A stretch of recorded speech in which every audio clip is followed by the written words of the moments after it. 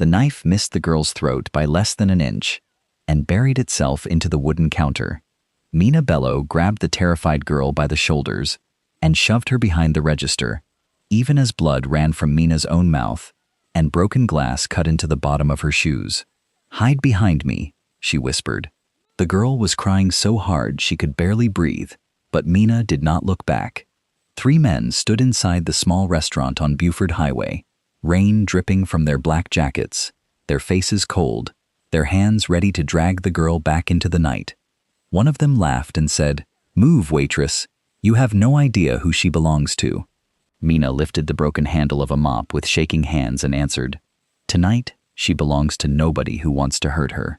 The man's smile disappeared. Outside, the neon signs along Buford Highway flickered against the wet parking lot. But inside the restaurant, everything had gone silent except the girl's crying and Mina's painful breathing. Mina was not trained to fight. She was not brave in the way people tell stories about brave women. Her knees were trembling, her cheek was swollen, and every part of her body was begging her to run. But when the man stepped toward the girl again, Mina stepped with him. When he reached for the girl's arm, Mina struck him with the mop handle. When another man grabbed Mina by the wrist, she smashed a metal tray into his face. And when the leader pulled out a knife and aimed it at the girl, Mina threw herself in front of it. The blade entered Mina's side, and the pain stole the air from her chest. The girl screamed behind her, but Mina still did not fall. She pressed one hand against the blood spreading through her waitress uniform and forced herself to stay between the girl and the men. The leader stared at her like she was insane. "You are still standing?" he asked. Mina's voice came out weak but clear. "She stays behind me." Then the first black SUV turned into the parking lot. Then the second, then the third. Their headlights cut through the rain and flooded the restaurant windows with white light. The 3 attackers turned toward the broken glass door, and for the first time that night, fear entered their faces. Men in black suits stepped out of the cars, one after another, silent and fast. At the center of them was a tall Korean man in a black suit, walking through the rain without an umbrella, his face so calm that it was more frightening than anger. The girl behind Mina made a broken sound and whispered, "Oppa." Mina blinked through the pain. "Brother?" The man stepped through the broken door, looked at the crying girl, looked at Mina's bleeding body, then looked at the attackers. His voice was low when he asked, "Who touched my sister?" No one answered. The girl ran to him, sobbing into his chest. "Ji-Tae, she saved me. They were going to take me, but she stood in front of me." Mina's legs finally gave out, and before she hit the floor, the man caught her with one arm. His hand pressed against her bleeding side, and his cold face cracked for 1 second. His sister cried, "Please, don't let her die." Ji-Tae looked down at Mina, the poor waitress who had nearly died for a girl she did not know, and said, "She will not die." Then he lifted his eyes to his men and gave one order, "Take them." As the attackers were dragged across the broken glass, Mina heard one of them beg for mercy. Ji-Tae did not even look at him. He kept his eyes on Mina's face, as if he was trying to understand why a woman with nothing had risked everything for his sister. Then he asked the question that changed the whole night. "Who knew my sister was here?" Mina wanted to answer, but the room was already fading. The last thing she saw before darkness took her was the terrified girl reaching for her hand, and the Mafia boss staring at the blood on Mina's uniform, like someone had just declared war on his family. If you were Mina, would you risk your life for a stranger? Tell me in the comments. Because what she did that night on Buford Highway was not just brave. It opened a door that the Han family had kept locked for 12 years. Mina woke to the smell of disinfectant and the slow, steady sound of a machine beeping beside her bed. For a moment, she thought she was back in the restaurant kitchen, listening to the old microwave hum behind the counter while rain beat against the back door. Then she opened her eyes and saw a white ceiling, soft lights, and an IV line taped to her arm. Her mouth was dry, her cheek ached, and her side felt like fire. When she tried to move, pain cut through her body so sharply that she gasped. "Don't!" a voice said from the corner of the room. Mina turned her head slowly and saw Ji-Tae sitting beside the window. He was still dressed in black, but his shirt sleeves were rolled up. His hair was dry, and his face was calm in a way that made the hospital room feel smaller. Morning light pressed against the glass behind him, pale and cold. Mina swallowed and asked, "Where am I?" Ji-Tae stood, not rushing, not smiling, not offering comfort. "Northside Hospital, Gwinnett," he said. Mina looked around quickly, her memory returning in flashes. The rain, the broken glass, the girl's hands clinging to her, the knife, the black SUVs. "The girl," she said. "The girl from the restaurant." Ji-Tae answered without emotion, but his eyes sharpened slightly. "My sister is safe." Mina closed her eyes as relief passed through her, but when she opened them again, fear returned. "Then why are you here?" she asked. Ji-Tae stepped closer to the bed and looked at her like he was still deciding what kind of woman she was. "You saved her," he said. Mina stared at him. "That doesn't answer my question." Something almost like respect moved across his face, but it disappeared quickly. "You are brave when you should be resting." Mina's voice was weak, but steady. "I'm scared. There is a difference." Ji-Tae watched her for a moment before asking, "What is your name?" She hesitated. She did not know why. A simple question sounded like a threat in his mouth. "Mina," she said. His eyes stayed on her. "Full name." Mina's fingers tightened against the bedsheet. "Mina Bello." Something shifted in Ji-Tae's face so quickly that she almost missed it. He knew that name, or at least he knew something about it. Before Mina could ask why, the hospital room door opened, and the young woman from the restaurant rushed inside wearing hospital slippers and an oversized hoodie. A small bandage sat near her forehead, and her eyes filled the moment she saw Mina awake. "Mina," she said, coming quickly to the bed and taking Mina's hand gently. "I'm so sorry. This is my fault." Mina looked at her, remembering how small she had looked behind the counter, how hard she had cried when the men came through the glass. "What is your name?" Mina asked. The girl wiped her face with the sleeve of her hoodie. "Soo-min," she said. "Han Soo-min." Mina tried to smile, but her lip hurt. "You need better friends, Soo-min." For 1 second, the girl stared at her. Then she laughed through her tears. Ji-Tae looked between them, his expression still hard, though something in his eyes softened when his sister smiled. Soo-min squeezed Mina's hand and said, "You could have run." Mina answered simply, "I know." Soo-min's voice broke. "Why didn't you?" Mina looked at the girl's trembling fingers, then at the bruises on her wrist. "Because you asked me to hide you." Soo-min lowered her head and cried again. Ji-Tae stepped closer. "That is enough. She needs rest." Soo-min wiped her eyes and turned toward him. "No, Appa. She needs to know I'm grateful." Mina looked at Ji-Tae and said, "He doesn't look grateful." Soo-min whispered his name in warning, but Ji-Tae did not look away from Mina. "Gratitude does not answer how you found her," he said. Mina frowned. "I didn't find her. She banged on the door." Ji-Tae's voice remained calm. "And you opened it?" Mina nodded. "Yes." He stepped closer. "To a stranger? After midnight?" Mina's eyes narrowed. "She was crying." Ji-Tae said, "That is not an answer." Mina held his gaze. "It is to me." The hospital room went quiet. Soo-min whispered, "Appa, stop." But Ji-Tae did not stop. "Who sent you?" Mina blinked, certain she had heard him wrong. "What?" He watched her as if he was reading a file instead of a person. "Who sent you to that restaurant?" A bitter laugh escaped Mina before she could stop it. "I work there." Ji-Tae's face did not change. "You expect me to believe my sister ran to a random restaurant on Buford Highway, and the one woman brave enough to protect her happened to be waiting there?" Mina stared at him, then looked down at the bandage hidden beneath her hospital gown. "You think I got stabbed as part of a plan?" Ji-Tae answered, "I think people do terrible things for money." Mina looked at his suit, his watch, and the quiet power surrounding him, even inside a hospital room. Then she looked at herself, bruised, bandaged, and unable to sit up without pain. "You would know," she said. Soo-min gasped softly. Ji-Tae's face hardened, but Mina did not look away. "I don't know what kind of world you live in," she continued, "but in my world, when a scared girl begs for help, you help her." Ji-Tae stepped closer to the bed and asked, "And if helping her gets you killed?" Mina swallowed, but her answer came from somewhere deep and old. Then at least I die as someone my mother would recognize. The words left her mouth before she could pull them back. For a moment, Ji-Tae said nothing. Then his phone rang. He glanced at the screen, answered, and listened without moving. "Bring it here," he said, then ended the call. Sumin looked up quickly. What happened? Ji-Tae did not answer right away. He looked at Mina, then at his sister, and said, "The men from last night were not carrying normal weapons." Mina felt her stomach tighten. What were they carrying? His voice dropped. Sedatives, a small camera, and medical papers. Sumin went still.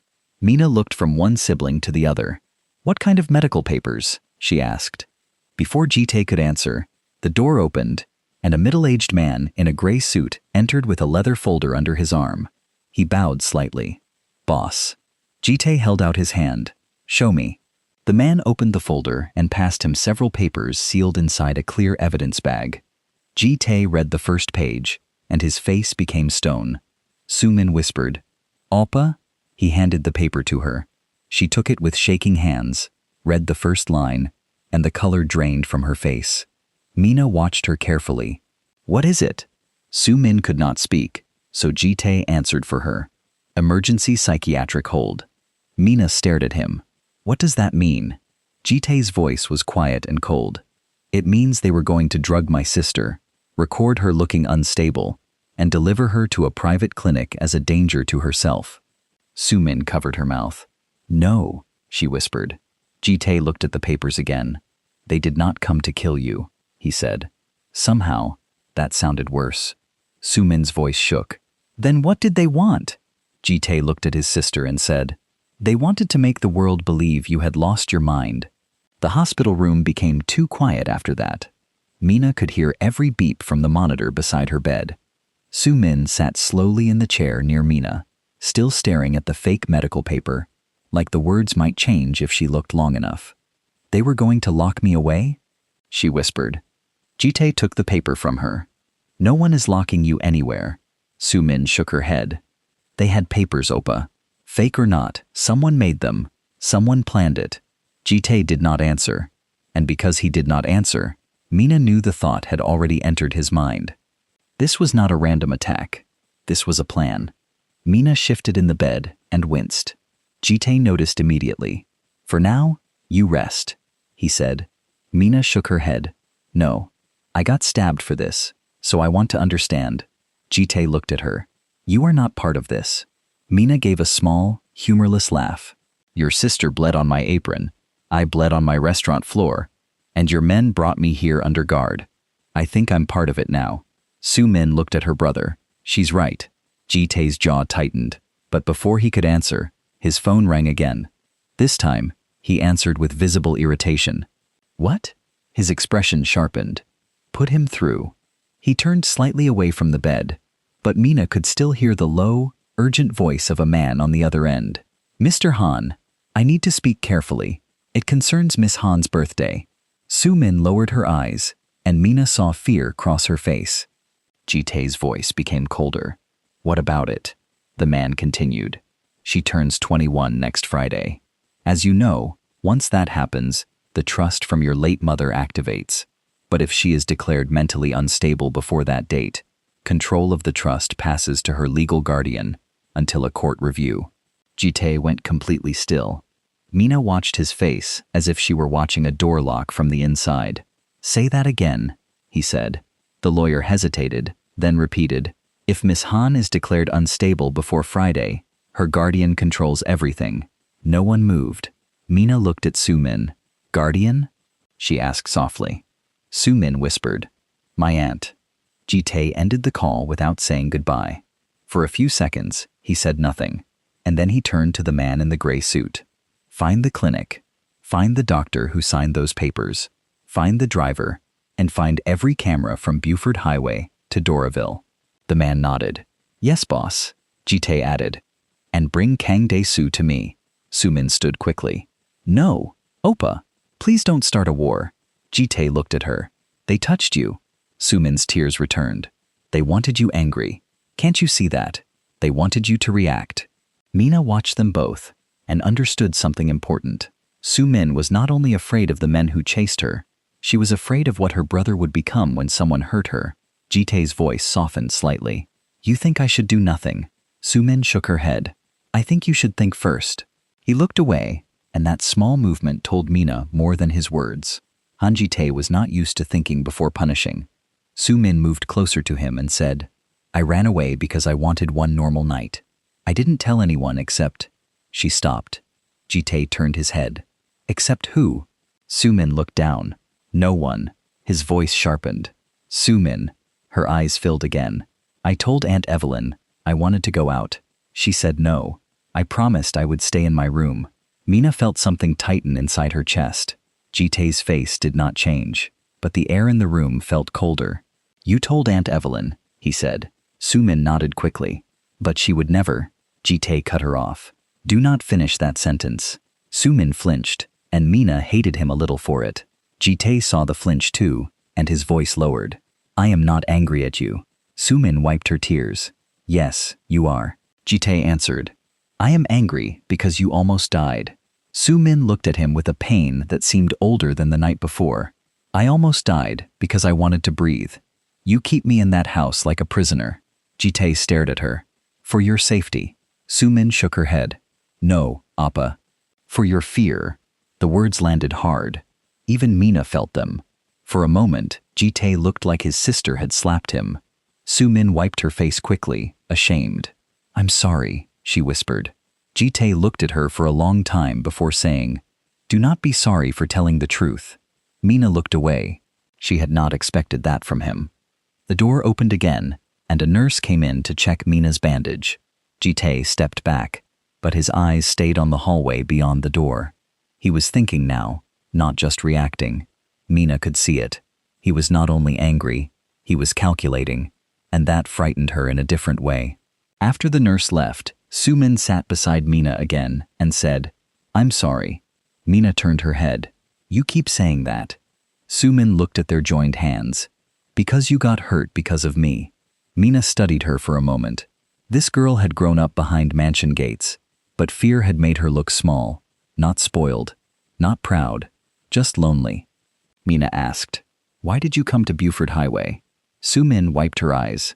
I used to come there with my mother when I was little. Ji-Tae turned sharply. Su-min looked at him. You remember? His voice was careful. No. Su-min nodded slowly. I do. A little. There was a restaurant with red chairs. She bought me dumplings. She told me that outside the mansion people laughed louder. Mina's expression softened. And you wanted to remember her? Su-min nodded. Next Friday, everyone expects me to become some perfect Han woman. Sign papers, smile at people, trust lawyers, trust family. But I don't even know who I am outside that house. Ji-Tae's expression tightened. You should have told me. Su-min looked at him sadly. I tried. You heard danger even when I said loneliness. Mina looked between them and saw the tragedy under the power. Ji-Tae loved his sister, but he had wrapped that love in steel. Steel could protect, but it could also trap. Mina closed her eyes for a moment as pain pulsed through her side. When she opened them, Ji-Tae was looking at her again. What? She asked. He said, You heard everything. Mina replied. You all said it in front of me. His eyes narrowed. That does not mean you understand. Mina gave him a tired look. Then explain it. Ji-Tae stayed quiet, so Su-min answered instead. When I turn 21, I inherit my mother's part of the company. Mina asked, Company? Ji-Tae said, Han Logistics Group. Mina had heard the name before. Everyone around Atlanta had. Warehouses, shipping, private security, real estate, restaurants, charity foundations, and rumors that polite people lowered their voices to discuss. You mean your family business? Mina said. Su-min glanced at her brother before answering. Yes. Mina understood enough. And someone does not want her to inherit. Ji-Tae's eyes sharpened. You are quick. Mina said. I wait tables. You learn to hear what people don't say. For the first time, Ji-Tae almost smiled, but the moment disappeared when the man in the gray suit returned. He looked uneasy. Ji-Tae turned to him. What did you find? The man glanced at Mina and Su-min. Ji-Tae said, Speak. The man opened his tablet. The clinic exists, but the doctor listed on the hold papers retired 3 years ago. Ji-Tae's face darkened. And the vehicle? The man answered, stolen plates, found burning near I-85. Ji-Tae asked, Daisu? The man shook his head. No confirmation yet, but there is one more thing. Ji-Tae said nothing. The man continued. The private security camera behind the restaurant caught a fourth person in the alley before the attack. He did not enter the restaurant. He stayed near the back exit. Mina frowned. A fourth person? The man nodded. He was speaking into a phone. Ji-Tae held out his hand. Show me. The man handed him the tablet. Ji-Tae watched the footage, and Mina could not see the screen from the bed, but she saw his face change. Soo-min stood. Who is it? Ji-Tae turned the tablet slightly. The image was grainy, dark, and streaked with rain. But Mina saw a man near the restaurant's back door, wearing a baseball cap low over his face and a jacket she recognized. Her breath caught. I know him, she whispered. Ji-Tae looked at her immediately. Name? Mina shook her head. I don't know his real name. He delivers produce sometimes. Mr. Alvarez calls him Jay. The man in the footage lifted his face for half a second. Mina's skin went cold because she remembered him now. 2 nights ago, while she was closing, Jay had leaned against the back door and asked too many questions in a friendly voice. Was she always the last one there? Did the back door lock properly? Did people come in after midnight? At the time, Mina had thought he was only making conversation. Now she understood that he had been checking the restaurant, checking her routine, and maybe checking whether the place could be used as a trap. Ji-Tae's voice cut through the silence. What did he ask you? Mina told him every question she remembered, every pause, every smile she had ignored, because poor women learn to ignore men who make them uncomfortable when they still have work to finish. By the time she was done, Ji-Tae's face was empty, and that scared her more than anger. He turned to his man and said, Find Jay. The man nodded. Yes, boss, Ji-Tae added, and find who paid him. After the man left, Soo-min wrapped her arms around herself. So someone knew I would run there, she whispered. Ji-Tae looked at her. Yes. Soo-min shook her head. But I didn't know I was going there until that night. Mina spoke slowly. Maybe someone made you want to go. Soo-min turned toward her. What do you mean? Mina looked at Ji-Tae, then back at Soo-min. You said you went because your mother used to take you there. Did someone bring that memory up? Soo-min's mouth opened, then closed. Ji-Tae saw the answer before she said it. Soo-min whispered, Aunt Evelyn. The room went still. She told me my mother used to take me to Buford Highway. Soo-min said. She said it was sad that I didn't remember much. She said maybe if I went back, I would feel close to her again. Mina's heart sank. Ji-Tae turned away, his hand curling into a fist. Soo-min began shaking her head. No, she raised us. She would not do this. Mina said nothing, because sometimes the people who raised you also built the cage. Soo-min sat down slowly. Her voice broke. Why would she want me locked away? No one answered, but everyone in the room already knew one reason. Friday. Her birthday. Her inheritance. Ji-Tae walked to the window and looked out at the morning traffic beyond the hospital grounds. When he finally spoke, his voice had become calm again, and somehow that made him more dangerous. Mina Bello, he said. Mina looked at him. You are not going back to your apartment. She frowned. Excuse me. Ji-Tae turned from the window. You are not safe. Mina stared at him. I didn't ask for your protection. Ji-Tae answered. No, you earned it. Mina gave him a tired look. That sounds like prison with better furniture. Soo-min gave a small, nervous laugh, then covered her mouth. Ji-Tae looked at Mina with a strange expression, as if he was not used to people speaking to him without fear. You can fight me on this after your stitches stop bleeding, he said. Mina answered. I can fight you now. Ji-Tae said. You would lose. Mina's voice sharpened. I'm used to losing against rich people. The words hit the room harder than she expected. Ji-Tae stared at her. For a moment, something old and dark moved behind his eyes. Who taught you that? He asked. Mina looked away. My mother. Silence followed, deep and uncomfortable. Then Ji-Tae's phone buzzed again. This time, he did not answer. He looked at the screen, and his whole body changed. Mina saw it. Soo-min saw it too. "What is it?" Soo-min asked. Ji-Tae did not speak. He turned the phone toward them. A text message filled the screen with no name attached. It read, "Friday is too late. The girl must be broken before then." Soo-min made a small sound, and Mina's blood turned cold. Then another message came in. "And tell the waitress to stop protecting what her mother failed to hide." Mina stopped breathing. Ji-Tae slowly lifted his eyes to her. His voice was quiet when he asked, "What does that mean?" Mina could not answer, because she did not know. But one thing was clear now. Whoever wanted Soo-min destroyed knew Mina's mother, and Mina's mother had been dead for 12 years. Ji-Tae stepped closer to the bed. This time, he did not look like a man questioning a stranger. He looked like a man staring at a locked door, and Mina was the key. His voice came low. "Your mother worked for my family, didn't she?" Mina's heart pounded. She looked at Soo-min, then at Ji-Tae, then at the message on the phone. Outside, thunder rolled over Gwinnett County as Mina finally whispered, "Yes." Ji-Tae's face hardened. "Then you and I have more to discuss than last night." The monitor beside Mina's bed kept beeping, slow and steady, but Mina's heart was no longer steady, because the girl she saved was not the only one being hunted. Now the dead were reaching into the room, and Ruth Bello's name had just entered the Han family war.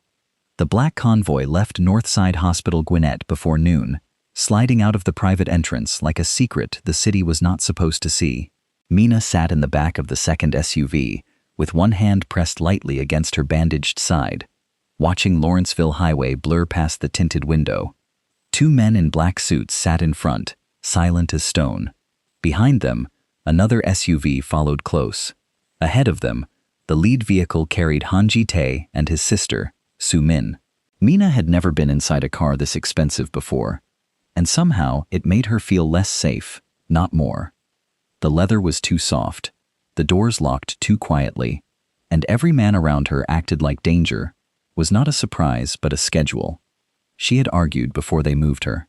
She had told Ji-Tae she wanted to go home, that she had rent to pay, a uniform to wash, and a restaurant owner who would worry if she did not call. Ji-Tae had listened with the calm patience of a man who had already made his decision. "You can call your boss from the mansion," he had said. Mina had stared at him from the hospital bed and replied, "That is not a choice." Ji-Tae had looked at her bandaged side and said, "No, it is survival." That was how Mina Bello found herself being driven toward Duluth, not as a guest, not as family, and not exactly as a prisoner, but as something worse, a poor woman caught inside a rich family's war. The convoy moved north, leaving the hospital area behind, and joining the heavy flow of traffic near I-85. Mina watched signs for Pleasant Hill Road, Sugarloaf Parkway, and Duluth pass by, each mile carrying her farther from the small apartment in Clarkston, where her mother's Bible still sat on the nightstand. The second text message from the unknown sender kept repeating in her mind.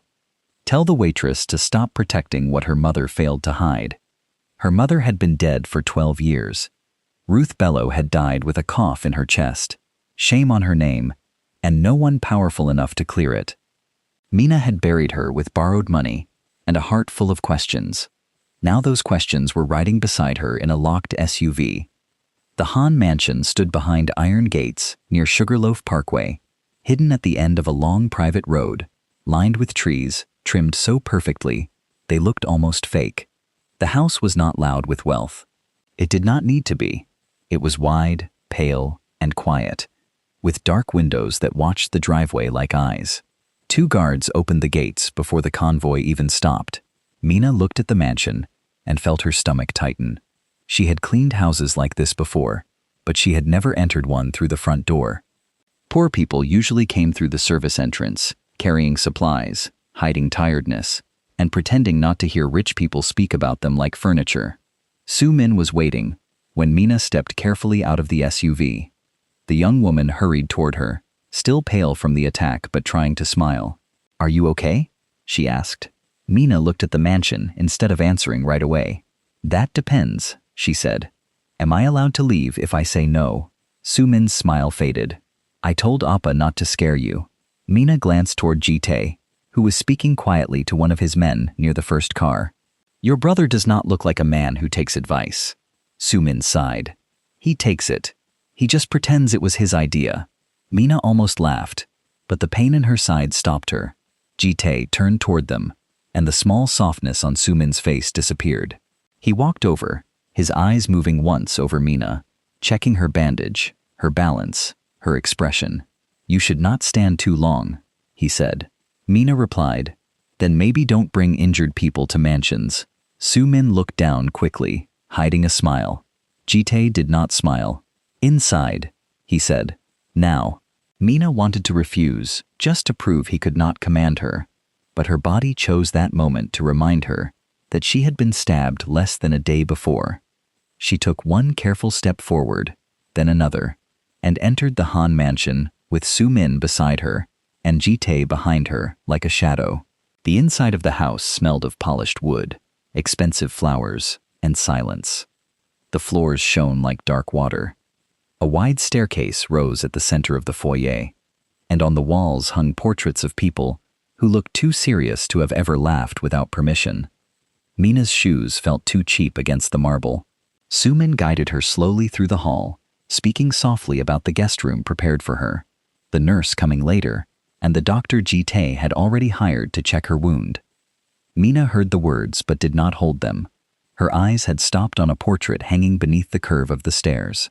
The woman in the portrait was beautiful, in a quiet, painful way.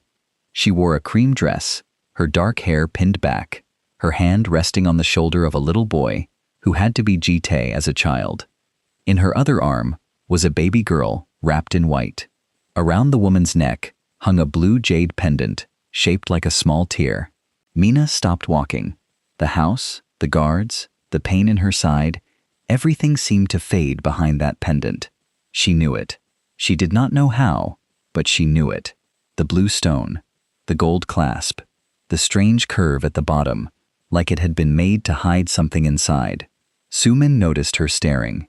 "That was my mother," she said softly. "Han Ng." Mina tried to speak, but her throat had gone dry. Ji-Tae stepped closer. "Why are you looking at the necklace?" Mina forced herself to blink. "It is beautiful," she said. The answer came too fast, and she hated herself for it. Ji-Tae heard the lie. She could tell from the way his eyes sharpened. Before he could ask another question, a woman's voice came from the top of the staircase. "So this is the waitress." Mina looked up and saw Evelyn Han.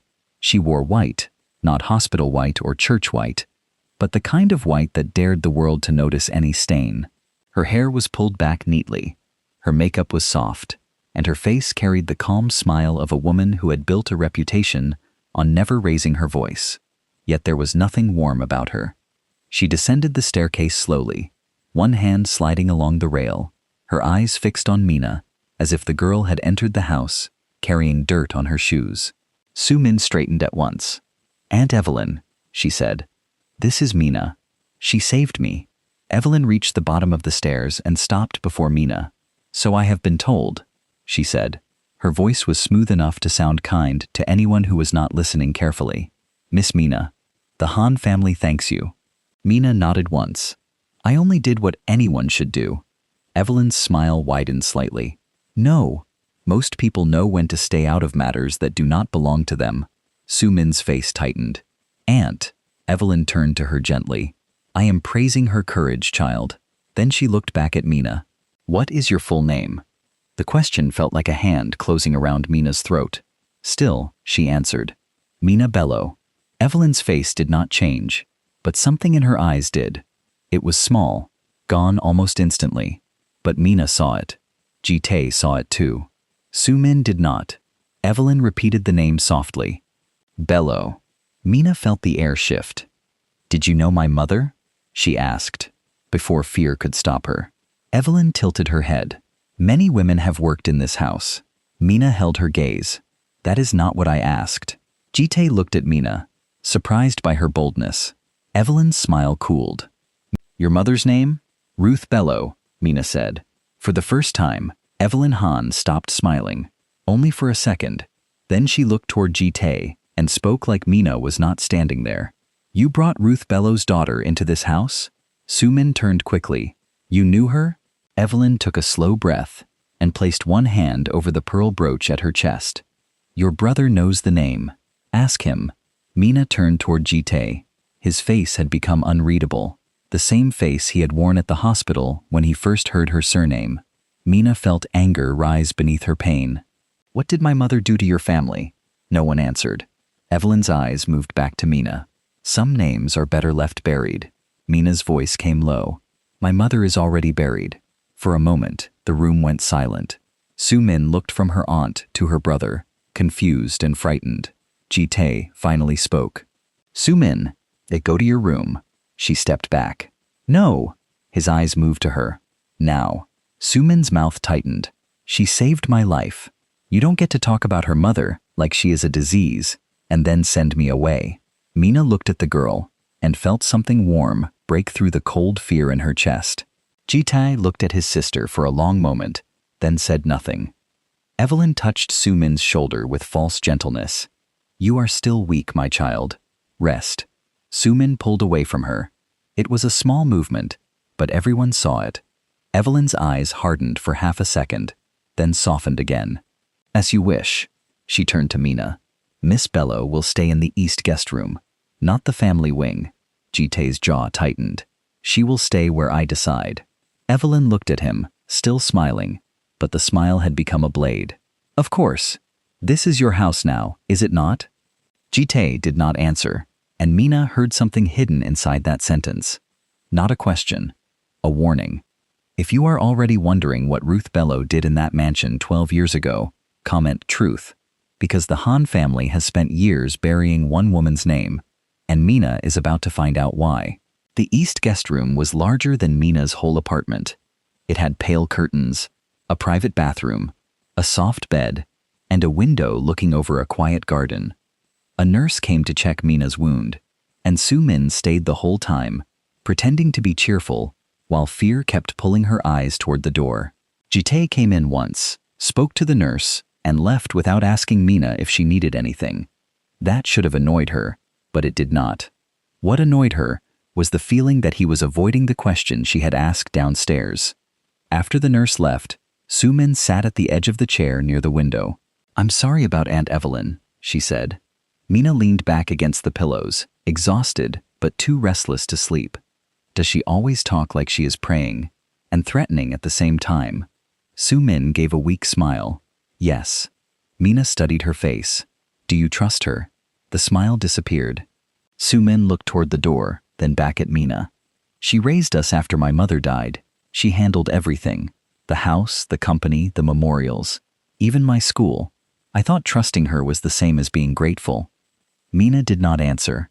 She knew too much about gratitude being used as a chain. Sumin twisted her fingers together. Do you think she planned what happened to me? Mina was careful with her answer. I think someone knew where you wanted to go before you went there. Sumin's eyes filled. She told me about Buford Highway. She told me my mother took me there when I was little. Mina said. Maybe she was only trying to comfort you. The lie tasted bad, but Sumin looked so wounded that Mina could not cut deeper yet. Sumin whispered, but if she was not, then everything I remember about my family is broken. Mina reached for her hand. Not everything. Your brother came for you. Sumin looked down. My brother would burn Georgia for me. That is what scares me. Later that afternoon, when Sumin finally went to rest, Mina waited until the hallway outside her room went quiet. She should have slept. Her body begged for it. But the portrait under the staircase kept calling to her memory, and the blue jade pendant burned behind her eyes. She eased herself out of bed, one hand against her side, and opened the guest room door. The hallway was empty except for a guard standing near the far end. He turned immediately. Miss Bello, do you need something? Mina forced a tired smile. Bathroom. The guard looked toward the private bathroom inside her room, and Mina knew at once that the lie was bad. She sighed. I need air. He hesitated, then stepped aside, probably under orders not to touch the injured woman unless she tried to run. Mina walked slowly down the hall, using the wall to steady herself. She did not go toward the front door. She went back toward the foyer, where the portrait hung beneath the curve of the staircase. The house felt different without voices in it. Larger, colder. Every step sounded too loud. When she reached the portrait, she looked again at Hanunji's face. Ji-Tae's mother had kind eyes, but there was fear in them too, caught forever inside the painting.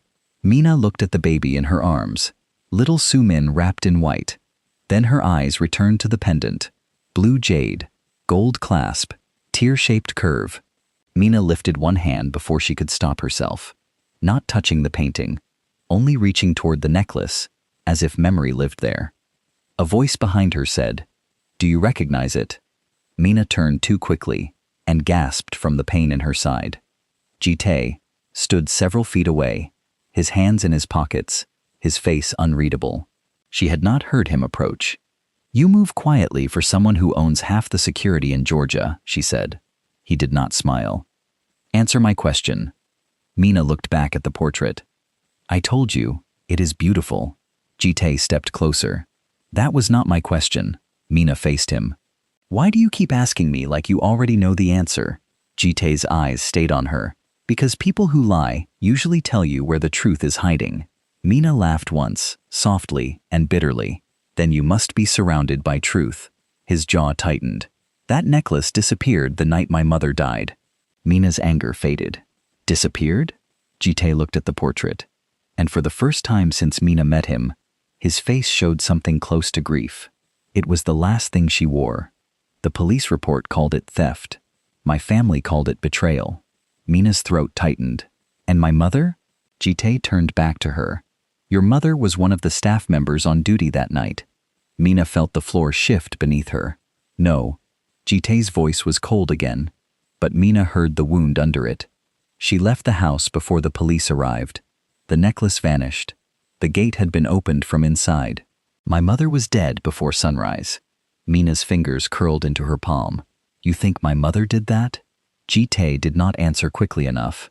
That was answer enough. Mina stepped back from him, pain forgotten for one hot second. "My mother died with shame on her name, because of people like this family. I do not know what story you were told, but Ruth Bello was not a thief." Ji-Tae's eyes darkened. "You do not know what happened that night." Mina's voice shook, but she did not lower it. "Neither do you. You only know what powerful people wrote down after the poor woman ran out of the house." The words hit him. Mina saw it. Ji-Tae looked away toward the portrait. "My mother was murdered." Mina's anger softened, but only slightly. "Then find the murderer. Do not throw a dead woman at me because she cannot defend herself." For a moment, they stood there beneath the portrait, both trapped by mothers they had lost and stories they had inherited. A sharp voice broke the silence. "This is not a museum." Evelyn Hahn stood at the top of the staircase, looking down at them. Mina wondered how long she had been there. Ji-Tae did not move. Evelyn descended slowly, her eyes fixed on Mina. Miss Bello should be resting. Mina met her gaze. "I was looking at the portrait." Evelyn stopped in front of the painting. "Yes, you seem very interested in things that do not belong to you," Ji-Tae said. "Aunt Evelyn." His warning was quiet, but clear. Evelyn looked at him. "What?" "We are all thinking it. She enters this house, and suddenly, old names wake up. Old questions return. Your sister is attacked, and Ruth Bello's daughter appears like a miracle. You are not a child, Ji-Tae. Miracles usually send invoices." Mina's face burned. "I did not ask for your money." Evelyn stepped closer. "No? Then what did your mother ask for?" Mina's hand lifted before she thought, but Ji-Tae caught her wrist gently, stopping the slap before it happened. His grip was firm, but not painful. He looked at Mina and said under his breath, "Not here." Mina pulled her hand away. "Then tell her not to spit on my mother's grave." Evelyn's eyes glittered. "Your mother chose her grave when she opened our gate." Mina felt the words like a blow. "What gate?" Evelyn's smile returned too quickly. "Ask him." Then she turned and walked away, white dress moving silently over the marble. Mina looked at Ji-Tae. "What gate?" His face had closed again. "The night my mother died, someone opened the north service gate from inside the property. That was how the men entered." Mina pressed one hand against the wall to steady herself. "And you believe my mother opened it?" Ji-Tae said. "I believe she was there." Mina stared at him. Being there is not the same as being guilty. Ji-Tae looked at the portrait again. In this house, it was enough. Mina shook her head slowly. Then this house has always needed a poor woman to blame. That night, Mina did not sleep. She lay in the soft bed while rain whispered against the window, thinking of the blue jade pendant and her mother's voice. Ruth Bello had never spoken much about the Han family. Whenever Mina asked why they left Duluth so suddenly, her mother would say only, "Some houses are built with locks on every door, but the real prison is what people are willing to believe." As a child, Mina had not understood. As a grown woman, lying in a Mafia mansion with guards outside her door, she understood too well. Near midnight, Mina's phone vibrated. It was Mr. Alvarez from the restaurant, his voice full of panic when she answered. "Mina, where are you? Police came. Men came. The glass is gone. They said you were hurt." Mina closed her eyes. "I'm alive, Mr. Alvarez." He let out a breath that sounded like prayer. "Thank God. Listen, your things are still here. Your purse, your jacket. But someone came asking about you before the police. A woman." Mina sat up too quickly and gasped from the pain. "What woman?" Mr. Alvarez lowered his voice. "Older. Very elegant. She did not give her name. She asked if your mother's name was Ruth." Mina's hand went cold around the phone. "When?" she whispered. "This morning," he said. "Before I even knew what happened to you." Mina ended the call and stared into the dark room. Evelyn had already known. Before the hospital, before the mansion, before Mina said her mother's name in the foyer. Someone had sent a woman to the restaurant asking about Ruth Bello. Mina got out of bed slowly, changed from the loose hospital clothes into the simple dress Su Min had brought her, and took her phone. She had to get to Clarkston. She had to find her mother's Bible before anyone else did. The guard outside her door was gone. That alone scared her. Mina moved down the hallway, careful and quiet, one hand against her wound. She expected someone to stop her before she reached the stairs, but the house was strangely still. At the side entrance, she found the door unlocked. Mina knew then that either she was lucky or someone wanted her to leave. Both options were dangerous. She slipped outside into the cool night air and moved toward the service driveway, where several cars were parked. She had no key, no plan, and not enough strength to walk far. Then a voice said, "Running from protection already?" Mina turned and found Ji-Tae standing near a black car, his face half hidden in the garden shadows. She should have been startled, but anger was faster. "Was the unlocked door your idea?" Ji-Tae said, "No. That is why I am standing here." Mina frowned. He looked toward the mansion. "Someone wanted to see if you would run." Mina's stomach tightened. "Evelyn?" Ji-Tae did not answer. Mina looked at the car behind him. "Take me to Clarkston." His eyes narrowed. "No." She stepped closer. "Someone went to my workplace asking about my mother. If your aunt knows about Ruth Bello, then whatever my mother left behind is not safe." Ji-Tae studied her face. "You think she left something?" Mina whispered. "I think she died afraid, and my mother was not afraid for nothing." For once, Ji-Tae did not argue. He opened the car door. They drove to Clarkston without speaking much. The streets were quieter by then, apartment windows glowing above parking lots, late-night gas stations shining under hard white lights, the city carrying on as if Mina's life had not split open. When they reached her building near Memorial Drive, Mina got out before Ji-Tae could tell her to wait. He followed anyway, two of his men behind him. Mina climbed the stairs slowly, refusing to let him see how much each step hurt. Her apartment door was closed, but the lock had scratches around it. Someone had already tried to get in. Ji-Tae saw it too. He moved in front of her. "Stay behind me." Mina almost laughed at the words, but nothing about his face was funny. One of his men opened the door carefully. The apartment was dark. Mina stepped inside and stopped. Her small living room had been searched. Cushions pulled up, drawers open, a chair knocked over. Her mother's framed photo lay face down on the floor. For a moment, Mina forgot the men behind her. She crossed the room, picked up the photo, and held it against her chest. Ruth Bello smiled from behind cracked glass, her eyes tired but warm. Ji-Tae stood in the doorway, watching quietly. Mina did not want his pity. She moved toward the bedroom and found the nightstand drawer open. Her mother's Bible was still there. Whoever searched the apartment had touched it, but they had not understood it. Mina sat on the edge of the bed and opened the Bible with shaking hands. Near the Book of Ruth, where her mother had kept old notes and small pressed flowers, there was a folded photograph tucked deep between the pages. Mina pulled it out carefully. The photo showed Ruth Bello, younger, thinner, standing near a service entrance Mina did not recognize. In her arms was a baby wrapped in a white blanket. The baby wore a tiny blue bracelet. Around Ruth's neck hung a chain, and at the end of that chain was the blue jade pendant from the portrait. Mina stopped breathing. Ji-Tae stepped closer. "What is it?" Mina could not answer.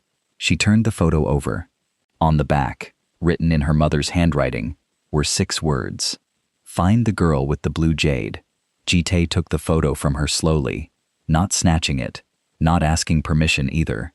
When he saw the baby, his face changed. "That blanket," he said. Mina looked up. "What?" Ji-Tae's voice was quieter now. "That is Soo-min's baby blanket." Mina felt the room tilt. "No, that is impossible." Ji-Tae stared at the photo, as if it had wounded him. "My mother kept it in the nursery." Mina looked back at the image of her mother holding the baby. "Why would my mother have a picture with your sister as a baby?" Ji-Tae did not answer. He looked at the pendant in the photo, then at Ruth Bello's handwriting. For the first time, suspicion in his eyes gave way to confusion. Before either of them could speak, Ji-Tae's phone rang. He answered without looking away from the photograph.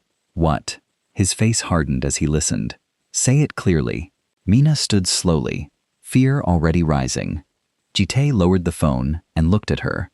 "The old gate logs from the night my mother died were not destroyed."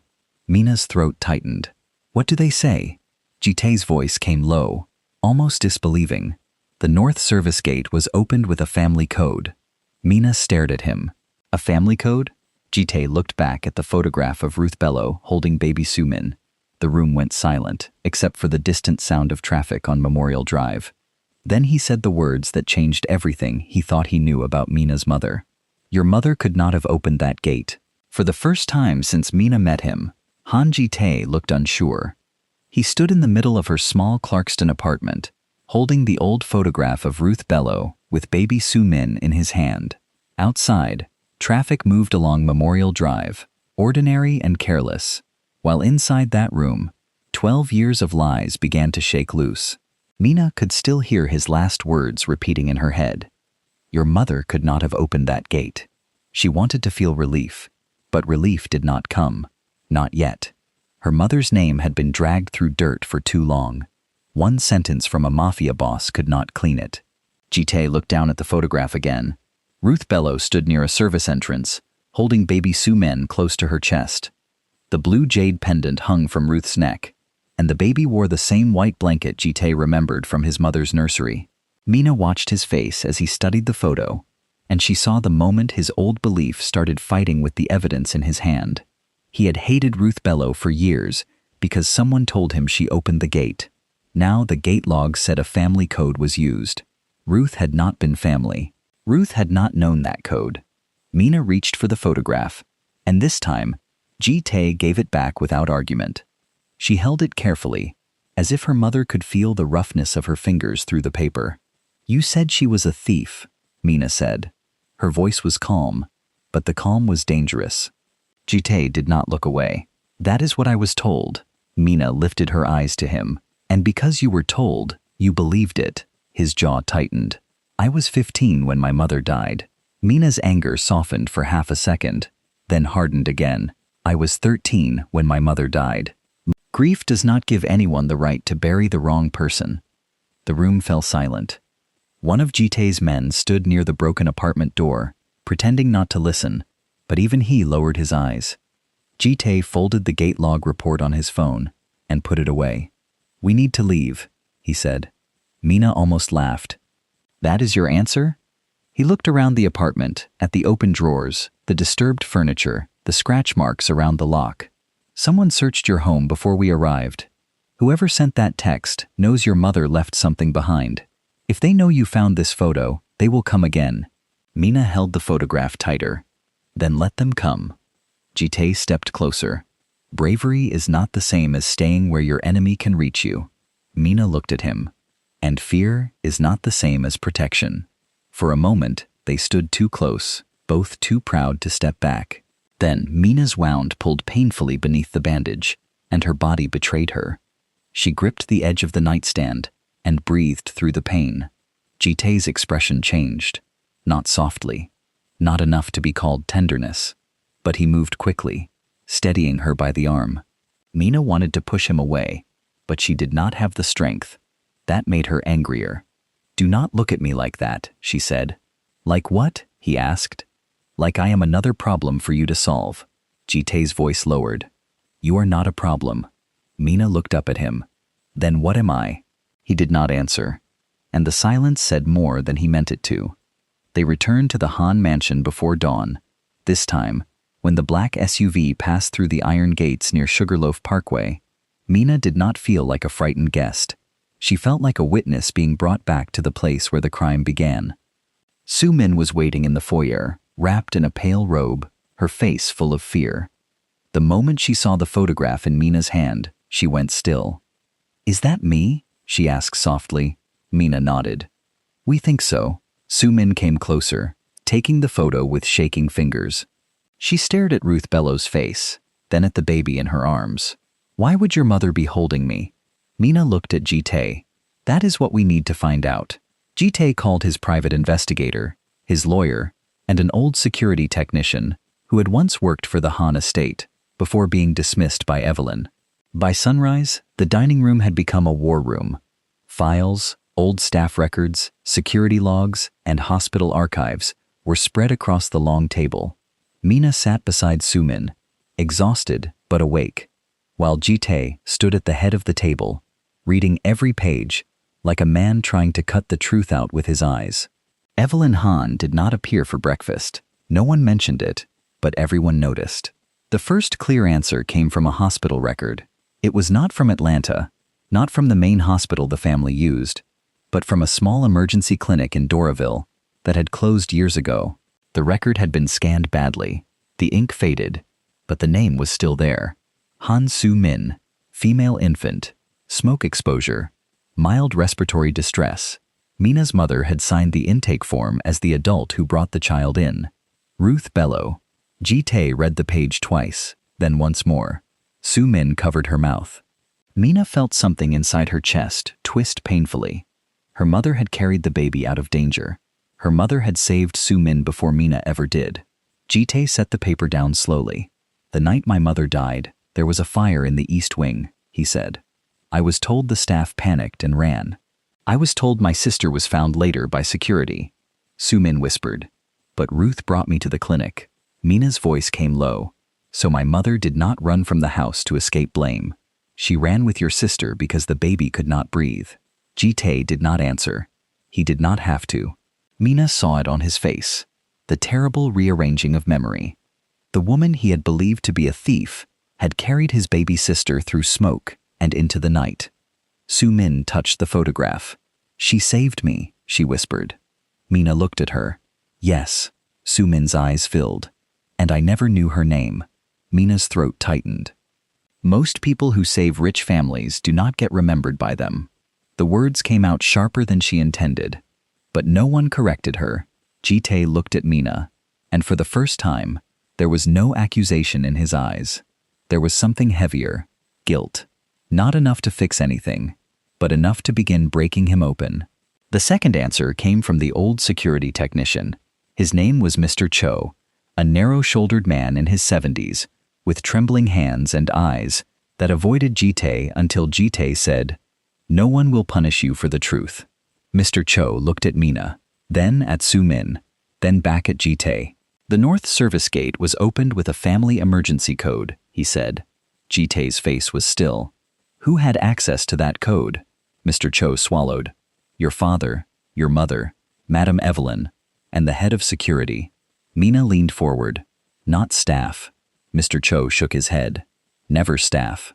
A maid could not open that gate." The room went silent. The old lie died without ceremony.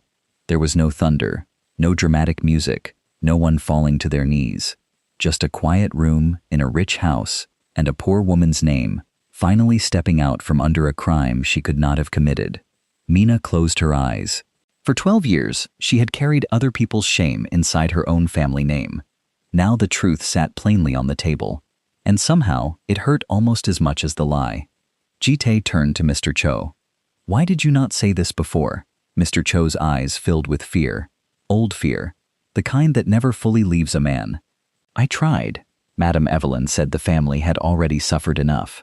She said if I confused the investigation, I would lose my pension, my home, everything.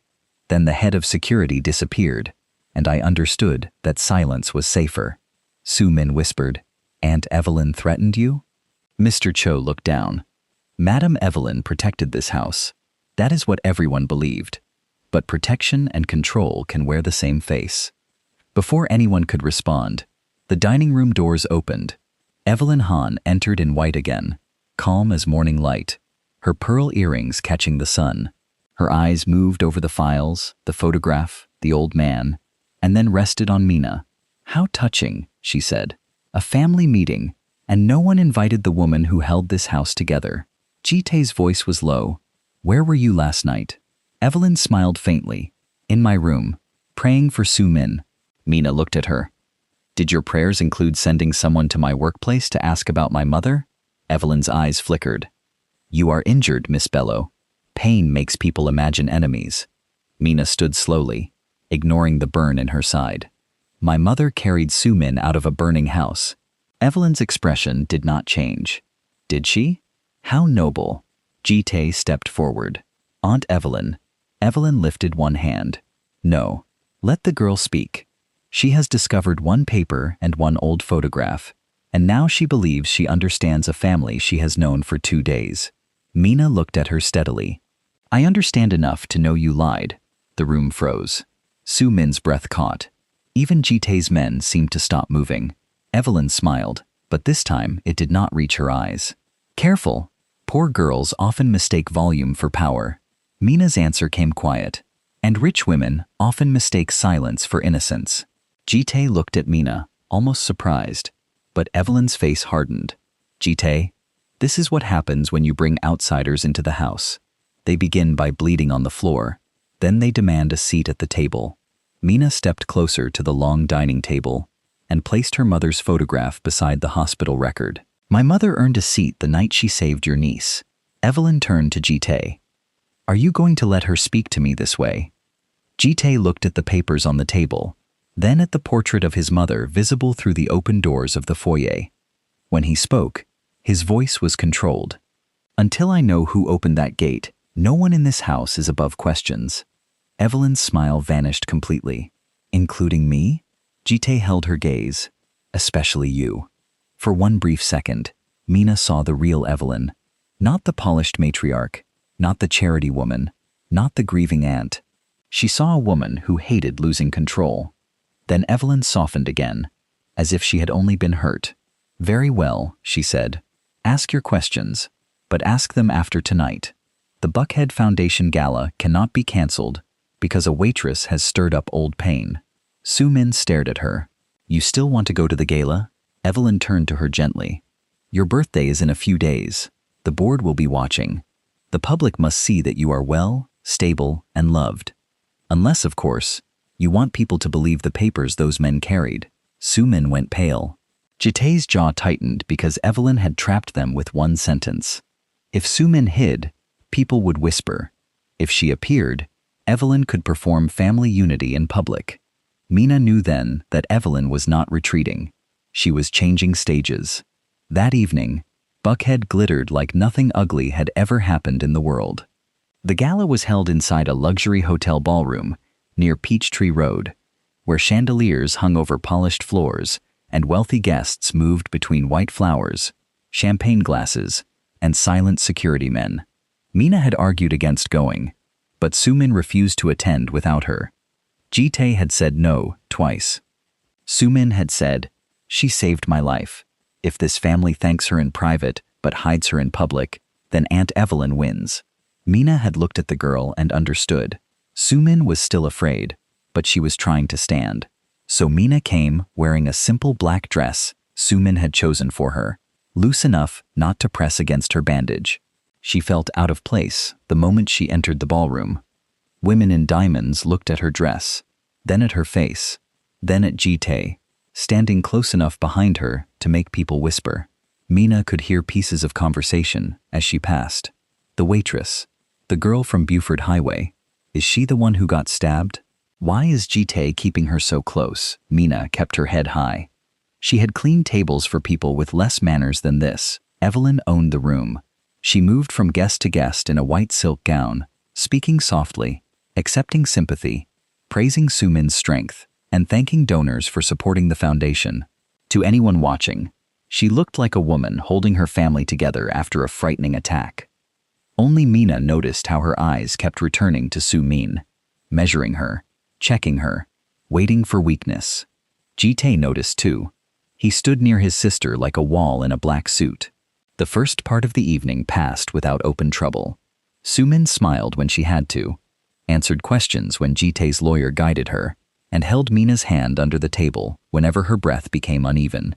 Mina whispered once, "You are doing well." Sumin gave a nervous laugh. "I feel like I'm walking on glass," Mina said, "then walk slowly. Glass still breaks under people who rush." Sumin squeezed her hand.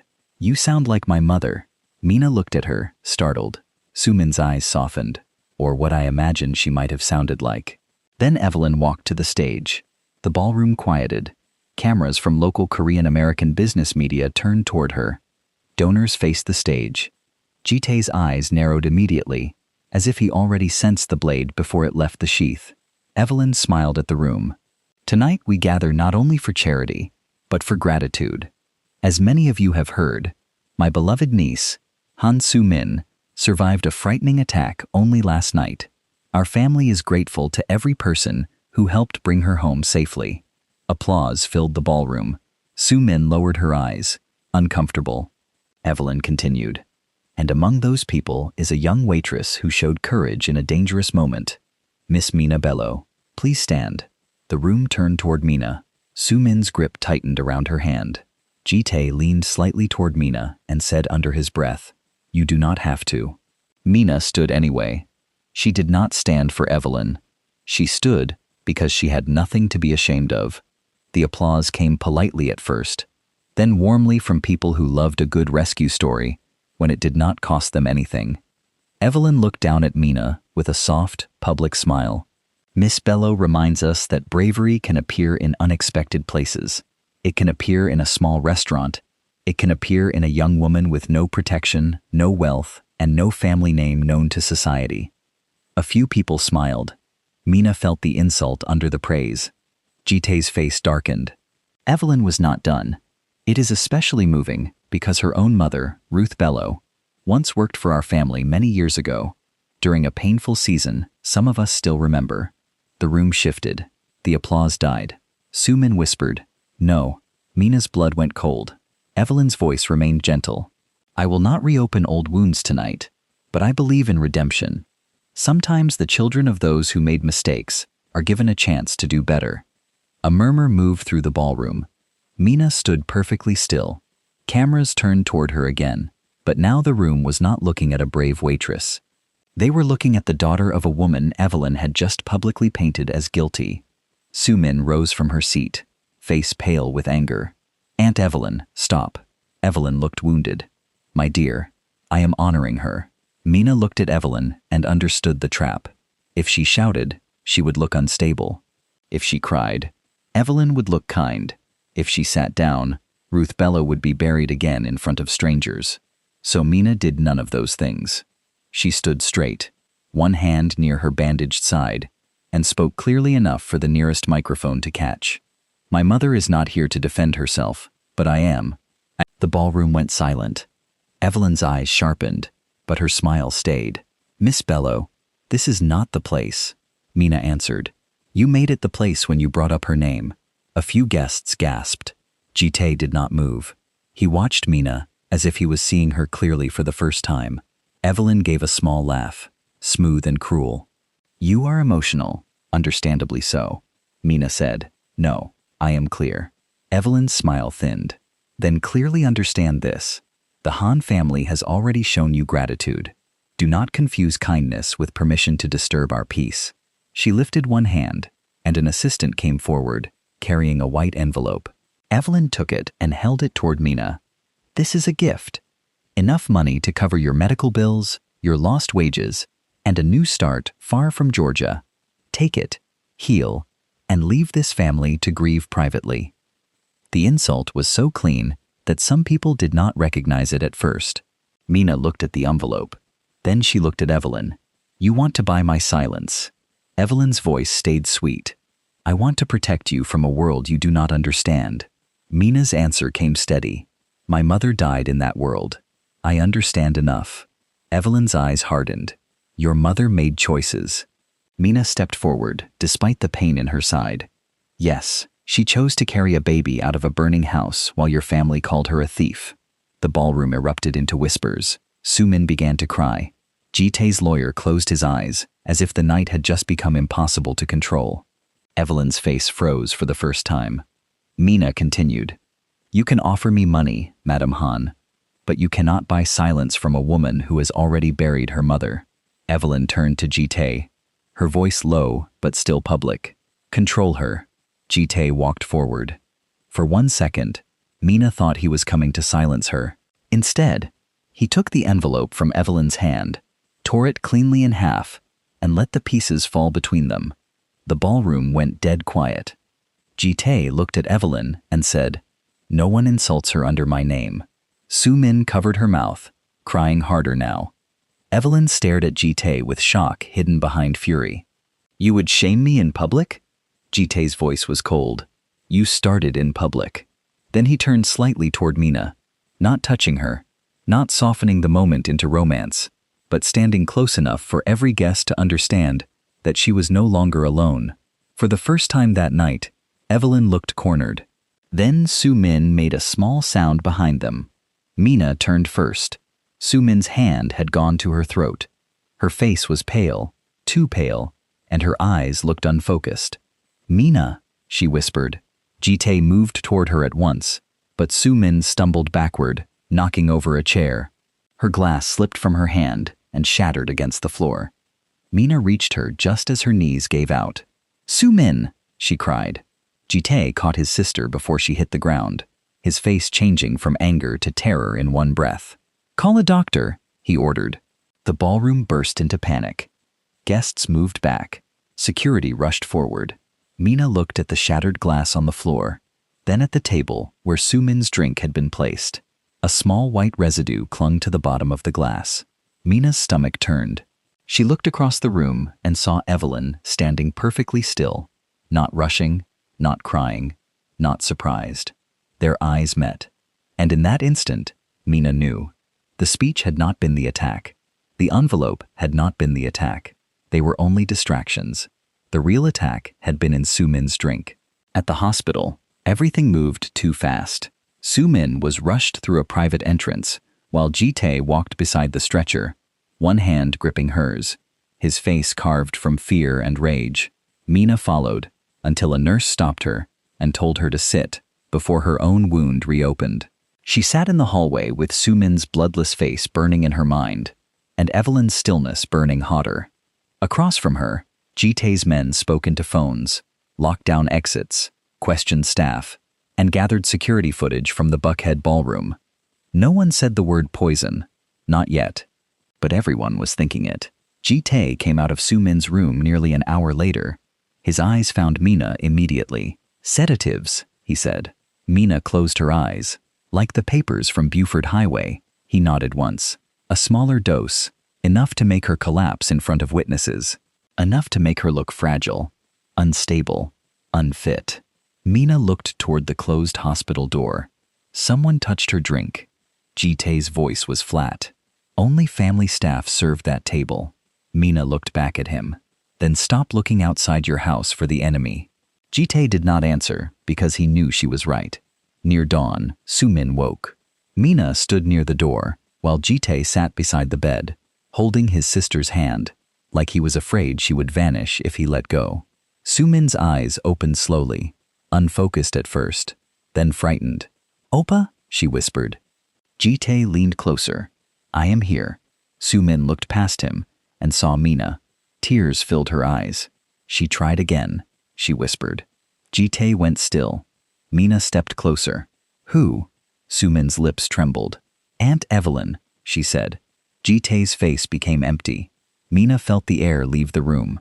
Soo-min's tears slipped down her temples as she whispered the words that broke the last safe memory she had of her aunt. Before the gala, she came to my room. She said I should have stayed lost that night. Ji-Tae's voice came out low. What night? Soo-min turned her head toward Mina, weak and crying. The night Mina's mother saved me. For a few seconds after Soo-min spoke, nobody in the hospital room moved. The machines beside her bed continued their soft beeping. The hallway outside stayed busy with nurses and footsteps. But inside that room, the whole Han family seemed to stop breathing. Mina stood near the door with one hand pressed against her bandaged side, staring at the young woman who had just whispered, "The night Mina's mother saved me." Ji-Tae sat beside his sister, holding her hand, but his face had gone completely still. It was not the cold stillness Mina had seen before. This was different. This was a man hearing the foundation of his life crack beneath him. Soo-min's eyes filled with tears as she looked at her brother. I thought it was a dream, she whispered. I was little when Aunt Evelyn told me. I asked why I had nightmares about smoke, and she said I was too young to remember. But later, when she was angry, she said something I never forgot. She said I should have stayed lost that night, because if Ruth Bello had left me in the smoke, this family would have been easier to manage. Mina felt the words hit her body, like another blade. Ji-Tae did not speak. His grip tightened around Soo-min's hand, until she winced, and only then did he loosen it. Mina stepped closer to the bed. She said my mother's name? Soo-min nodded weakly. Yes, Ruth Bello. I did not know who she was then. Aunt Evelyn told me she was a bad woman, who stole from the family and ran away. But when I saw your mother's photo, something came back. I remembered being carried by someone who smelled like soap and smoke. I remembered coughing. I remembered a necklace, the blue jade. Mina closed her eyes. Her mother had carried that baby through fire. Her mother had saved Soo-min and still died with the word thief tied around her name. Ji-Tae stood slowly. Where is Aunt Evelyn now? His voice was quiet, but every person in that room felt the danger inside it. One of his men answered from the doorway. She left the gala after Miss Han collapsed. We tracked her car toward Duluth, but she changed vehicles near Peachtree Industrial Boulevard. Ji-Tae looked at him. Find her. The man bowed and left quickly. Mina looked at Ji-Tae. You need proof. His eyes cut to her. I have enough. Mina shook her head. No, you have pain. She knows how to use that. If you move on pain alone, she will make you look like the monster she wants the board to fear, Soo-min whispered. Mina is right. Ji-Tae turned toward the window, his body tight with rage. Outside, morning light was beginning to spread over Gwinnett County. Mina could see him fighting himself. The man who wanted blood stood against the brother who needed truth. Finally, he turned back. Then we find proof. Mina held out the old photograph from her mother's Bible, the one showing Ruth Bello holding baby Soo-min, with the blue jade pendant around her neck. We start with this. Soo-min stared at the pendant in the photo and whispered, My mother had a music box. It had the same shape carved on top. Aunt Evelyn kept it locked in the old storage room after Mother died. They returned to the Han mansion before noon. This time, Mina did not feel small when she entered the foyer. She was still poor, still wounded, still wearing a borrowed dress, but she carried her mother's photograph, like evidence from the dead. Ji-Tae walked ahead of her, silent and controlled, while Soo-min moved slowly beside her, with a nurse and 2 guards close behind. The mansion was too quiet. Evelyn was not there, but Mina could feel her presence in the polished floors, the locked doors, the white flowers, and the cold portraits watching from the walls. The old storage room was on the 2nd floor, behind a narrow hallway most guests would never notice. Ji-Tae had one of his men break the lock when the key could not be found. Dust rose when the door opened, and the smell of closed years filled the air. Inside were covered furniture, sealed boxes, old family clothes, and a row of trunks marked with Han Eun-ji's name. Sumin stopped at the door, shaking. Ji-Tae looked at her. "You do not have to go in." Sumin wiped her eyes and answered, "Yes, I do." Mina took her hand, and together they stepped inside. They found the music box in the third trunk, wrapped in yellowed silk beneath a child's blanket. It was smaller than Mina expected. Dark wood with a tiny blue jade symbol carved into the lid. Sumin touched it, like it was a piece of her mother's hand. "She used to play this for me," she whispered. Ji-Tae stood behind them, his face tight with memories he could not reach. Mina opened the box carefully. The song inside did not play at first. Then Sumin turned the small brass key at the back, and a slow, broken melody filled the dusty room. Inside the music box was a hidden compartment. Ji-Tae found it when his thumb pressed against a loose panel under the velvet lining. The panel opened with a soft click. Inside lay the real blue jade pendant. Not a painting, not a copy. The actual pendant from the portrait, the one everyone said Ruth Bello had stolen. Mina stared at it, her throat burning. For 12 years, her mother had been called a thief because of that stone. Yet the pendant had been inside the Han mansion all along. Sumin lifted it with trembling fingers. "It was never stolen," she whispered. Mina looked at Ji-Tae. "My mother did not take it." Ji-Tae's face had changed. He looked like a man who wanted to apologize but knew the word would be too small. "No," he said, "she did not." Mina took a slow breath, but before she could speak, the pendant opened in Sumin's hand. A thin gold seam had been hidden along the side. Inside was a tiny key and a folded strip of paper so old it almost tore when Ji-Tae removed it. On the paper were 3 words and 1 address: Peachtree Street Vault. The bank was in downtown Atlanta, not far from Peachtree Street, inside an old building that looked too ordinary to hold a family's buried truth. Ji-Tae's lawyer met them there, sweating through his collar, because he understood before anyone said it that the whole Han Empire might change by sunset.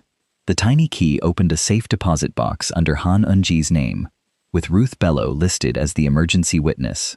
Mina watched the bank manager set the metal box on the private room table. Her heartbeat felt too loud. Sumin held her hand on one side.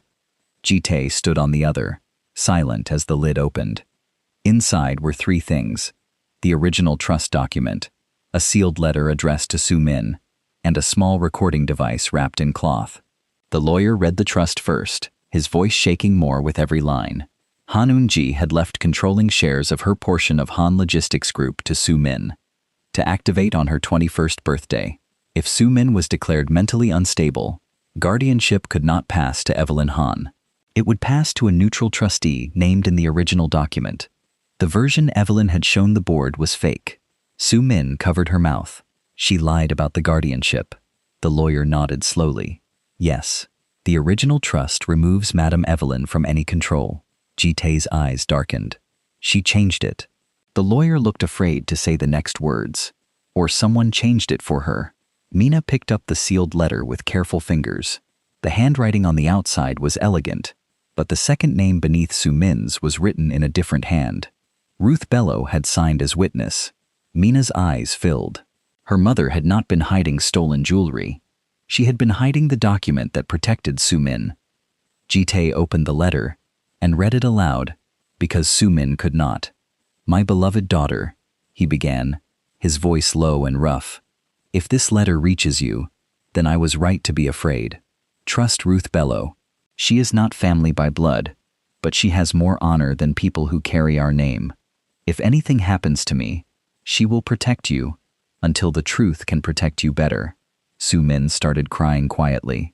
Ji-Tae stopped, swallowed hard, and continued. "The blue jade is not wealth. It is a key. The papers inside this box are your protection. Do not let Evelyn become your guardian. She does not love this family. She loves control." Mina looked down as tears blurred her eyes. Her mother had known. Ji-Tae's mother had known. 2 women, one rich and one poor, had tried to protect the same child from the same enemy. Ji-Tae finished the letter with a voice that had almost broken. "If Ruth is blamed, know that she was blamed because she stood where others were too afraid to stand." For a long moment, no one spoke. Then Mina whispered, "My mother died with that blame." Ji-Tae looked at her. "I know." Mina shook her head. "No. You are only beginning to know." The lawyer placed the recording device on the table. "There is also this." Ji-Tae connected it to his phone. The old audio crackled badly at first. Then two women's voices filled the room. One was Hanun-ji's, soft but frightened. The other was Evelyn's, calm and furious. Evelyn's voice said, "You think you can cut me out after everything I built?" Yoon-ji replied, "You built nothing. You fed on my husband's weakness and called it loyalty." Evelyn laughed. "Then let us see how long your little documents protect your daughter." The audio ended with a crash, a scream, and Ruth Bello's voice shouting, "Mrs. Han, run. I have the baby." Soo-min broke down. Ji-Tae turned away, one hand over his mouth, his shoulders stiff with grief. Mina stood frozen, hearing her mother alive for the first time in 12 years. Not coughing, not weak, not ashamed, brave, urgent, fighting. Ruth Bello had not run from danger. She had run into it and carried a baby out. Do not leave yet, because this is the moment where the truth stops being a memory and becomes a weapon. They should have gone straight to the board. They should have walked into the Han Logistics headquarters downtown with the documents, the letter, and the recording. But Evelyn had spent years surviving by sensing when power was slipping from her hands. Before they could leave the bank, Ji-Tae's phone rang. No name appeared on the screen. He answered and said nothing. Evelyn's voice came through, smooth and cold. "You opened the box." Ji-Tae looked at the others and put the call on speaker. "Where are you?" Evelyn laughed softly. "Still asking the wrong question. Ask where Soo-min will be by Friday if you make those documents public." Soo-min went pale. Ji-Tae's eyes moved to her at once, but Evelyn continued. "A sick girl, a violent brother, and a waitress with a criminal mother. That is the story the board will hear. Come to the old warehouse off Jimmy Carter Boulevard if you want to discuss a cleaner ending." Mina stepped closer to the phone. "My mother was not a criminal." There was a pause. Then Evelyn said, "Ruth Bello was a servant who forgot her place. You are beginning to remind me of her." The call ended. Ji-Tae wanted to go with 20 men. Mina could see it. He wanted to tear the warehouse apart. But Evelyn had already prepared for that version of him. So Mina spoke first. "If you arrive like a mafia boss, she wins." Ji-Tae's eyes were sharp with anger. "And if I do nothing?" Mina held up her phone. "Then we make her talk." The plan was dangerous, but it was simple. Mina would go in first with a copy of the documents. Ji-Tae and his men would wait close enough to move, but not close enough for Evelyn to refuse the conversation. Soo-min hated it. "No," she said. "You were already stabbed because of me." Mina looked at her. "Your mother trusted my mother to protect you. I think mine would expect me to finish the job." The warehouse sat near Jimmy Carter Boulevard in Norcross, surrounded by chain-link fences, loading docks, and the low growl of trucks moving in the distance. Mina entered through the side door with a copy of the trust papers in her hand and her phone recording inside her dress pocket. Her wound throbbed with every step. The air smelled of dust, oil, and old cardboard. Evelyn stood beneath a hanging light in the center of the warehouse, still wearing white, as if the dirt around her had no right to touch her. Two men stood behind her, but Mina noticed they did not look loyal. They looked paid. Evelyn smiled when Mina came closer. "You came without him." Mina stopped several feet away. "You asked for me." Evelyn looked amused. "I asked for the papers. You are only the hand carrying them." Mina held them up. "You want these because they prove Soo-min owns what you tried to steal." Evelyn's smile faded. "Soo-min is a frightened child." Mina shook her head. "No, she is the child my mother saved from you." The words struck harder than Mina expected. Evelyn's face changed, and for the first time, the mask slipped. "Your mother should have kept walking," Evelyn said. Mina's heart pounded, but she stayed still. Through the fire, Evelyn stepped closer. "That baby was the chain around my neck." Yoon-ji left everything tied to her daughter, as if Ji-Tae was not the stronger heir, as if I had not held that family together, while everyone else cried. Ruth heard too much, saw too much, and then she ran with the baby and the pendant key. She thought saving a child made her holy. Mina's voice trembled, but she kept it strong. It made her human. Evelyn laughed. Humanity is what poor people call power when they do not have it. Mina moved one finger against the phone in her pocket, making sure the recording was still running. You framed my mother. Evelyn did not deny it. That was how arrogant she had become. I gave the family a story they could survive. A thief, a maid, a woman no one important would defend. Do you know how easy it is to bury the truth when everyone wants a simple villain? Mina felt tears rise, but she refused to let them fall. She died because of you. Evelyn's eyes hardened. She died because she did not understand that some doors should never be opened. Like the North Service Gate? Mina asked. Evelyn froze. That was the mistake. Not the confession about Ruth. Not the insult. The gate. The one detail no outsider should have known. Mina stepped closer. You opened it with a family code. Then you let my mother take the blame. Evelyn's face twisted. I opened what belonged to me. Yoonji was going to remove me. Your mother was only in the way. Mina whispered. And Ji-Tae's mother? Evelyn looked toward the warehouse door, realizing too late that she had spoken too much. Yoonji should have listened when I warned her. The warehouse door opened. Ji-Tae stepped inside, followed by Soo-min, the lawyer, and several men in black suits. Evelyn turned slowly. Her face did not show fear at first, only rage. Mina pulled the phone from her pocket and stopped the recording. You were right, Mina said quietly. It is easy to bury the truth when everyone wants a simple villain. But this time, you made yourself simple enough to understand. Soo-min walked forward with tears on her face. You wanted me broken. Evelyn's expression softened instantly, but nobody believed it anymore. My child, I wanted to protect you.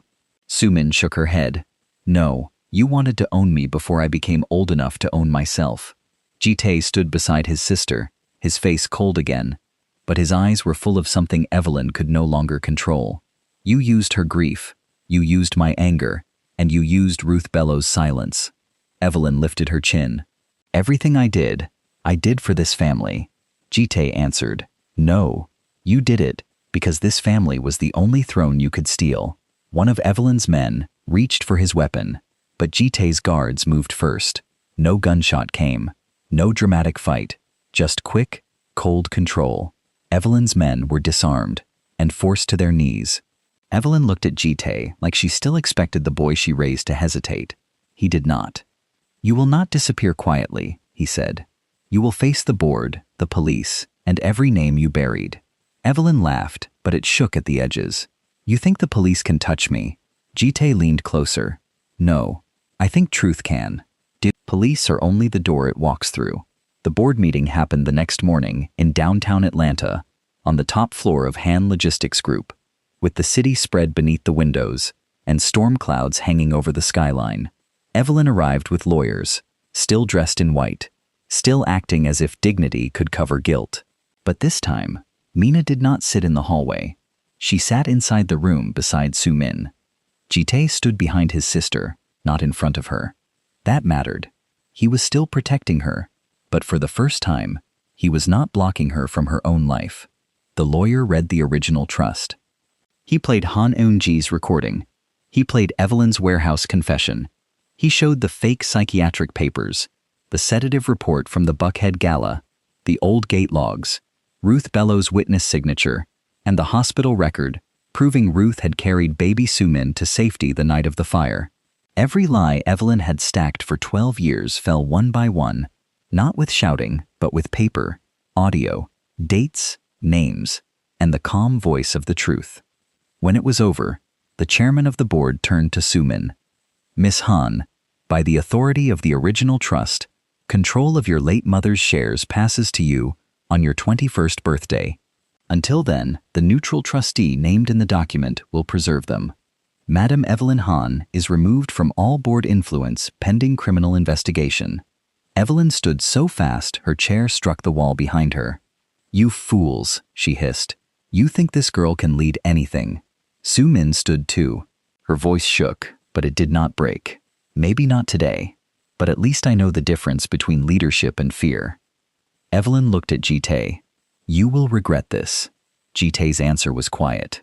No, I already regret too much. Then officers entered the room. Evelyn's face changed at last.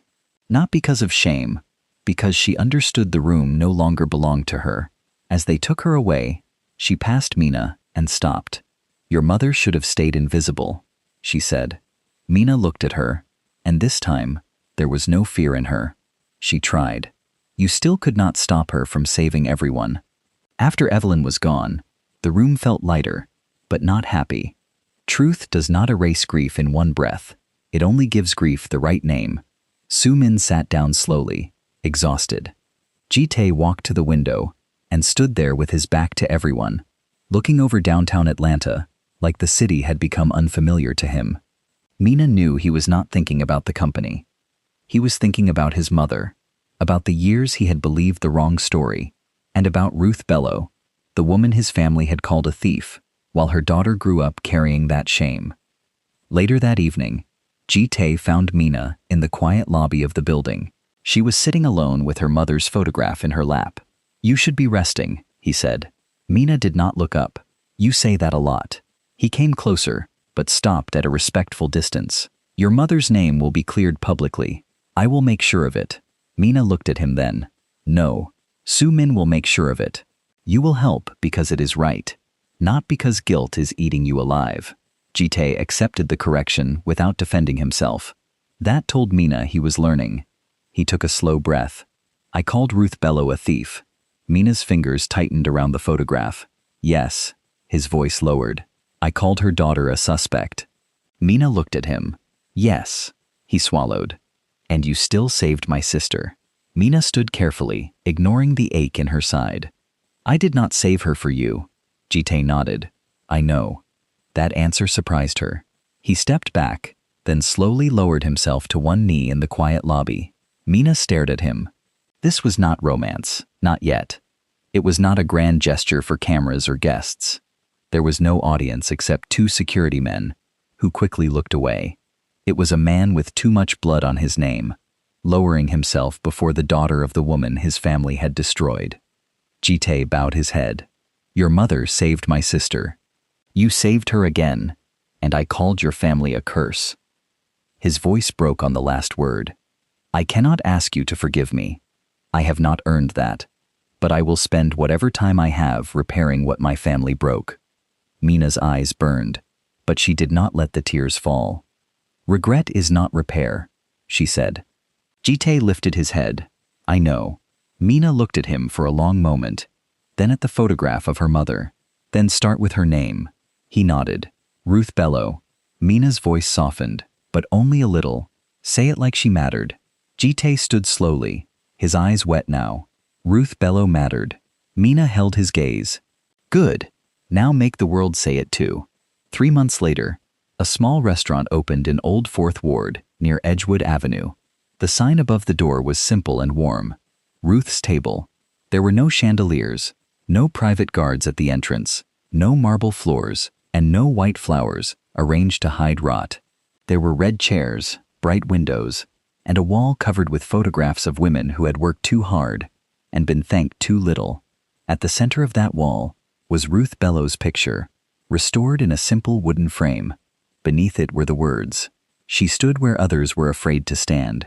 Soo-min came every week, sometimes with books, sometimes with flowers, sometimes just to sit at the counter and breathe like a girl finally allowed to belong to herself. She had not become powerful overnight.